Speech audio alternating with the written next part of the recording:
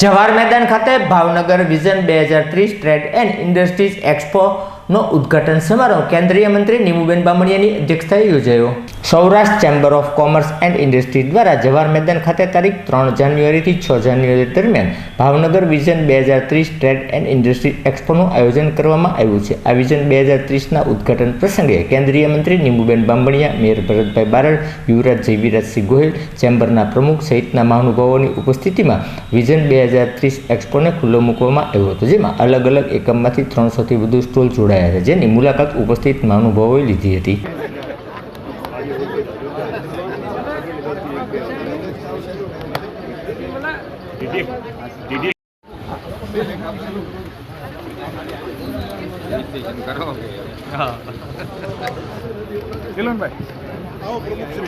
પ્રમુખશ્રી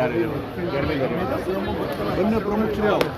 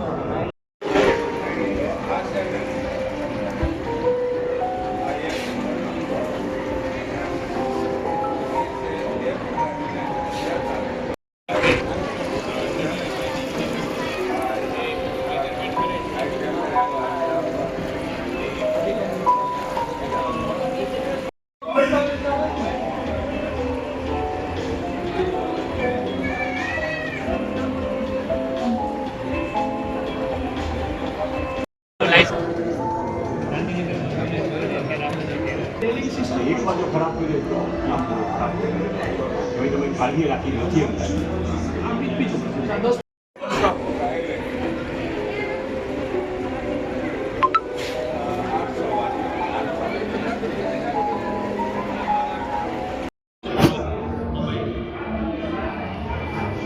lures છે, aluminium lures with mosquito security lures કહીએ. ભાવનગર, હું દેવાંગ ઉપાધ્યાય, એલ્કોમ સિસ્ટમ વિન્ડોમાંથી. અત્યારે અમે ભાવનગર વિઝન 2030માં ભાગ લઈ રહ્યા છીએ, જેમાં અમે અલગ અલગ ટાઈપની વિન્ડોનું સોલ્યુશન આપીએ છીએ, જેમ કે 20 ફૂટ હાઈટ સિંગલ ગ્લાસમાં વિન્ડો ઊભી કરેલી છે, તેમજ સ્લાઇડિંગ ફોલ્ડિંગ વિન્ડો, જે ભાવનગરમાં અત્યારે યુનિક કન્સેપ્ટ છે. ભાવનગરમાં આવી કોઈ પણ જગ્યાએ અત્યારે સ્લાઇડિંગ ફોલ્ડિંગ જે ક્વોલિટી વાઇઝ અને સેફ્ટી વાઇઝ ખૂબ જ સારી રીતે રન થઈ છે, તે તમે અત્યારે ભાવનગર અમારા સ્ટોલ ઉપર વિઝિટ કરી શકો છો. એક્સપોમાં 300 કરતાં પણ વધારે સ્ટોલ છે, જેમાં એમએસએમઈ, સર્વિસ સેક્ટર અને મહિલાઓ માટે ખાસ કરીને અલગ સ્ટોલનું આયોજન થયું છે. માનનીય પ્રધાનમંત્રી શ્રી નરેન્દ્રભાઈ મોદી સાહેબના નેતૃત્વમાં અને ગુજરાતના મુખ્યમંત્રી ભૂપેન્દ્રભાઈ પટેલના નેતૃત્વમાં વાઇબ્રન્ટ ગુજરાત જ્યારે શરૂઆત થઈ તો આજ સુધીની અંદર અનેક ઉદ્યોગો છે એ વિકાસ પામ્યા છે.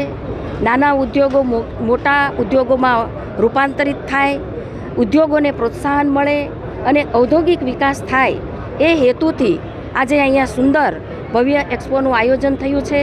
ત્યારે ચેમ્બર ઓફ કોમર્સના બધા પ્રતિનિધિઓ અને સૌ ઉદ્યોગપતિઓને હું હૃદયથી શુભેચ્છા પાઠવું છું. બેન, એમએસસીની ગયા વખતે પણ એક્સપોની અંદર સ્ટોલ નાખ્યા હતા, સરકારે હજી સુધી ગ્રાન્ટ નથી પાડી.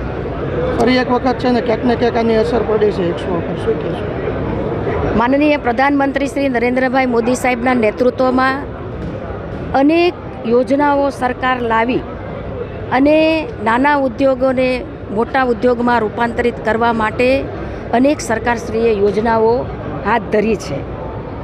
આ બજેટની અંદર પ્રધાનમંત્રી મુદ્રા લોન જે 10 લાખ હતી એને 20 લાખની કરી દીધી છે. સ્ટાર્ટઅપ ઇન્ડિયા તરીકે જ્યારે આ યોજના યુવાઓને પ્રોત્સાહિત કરી રહી છે.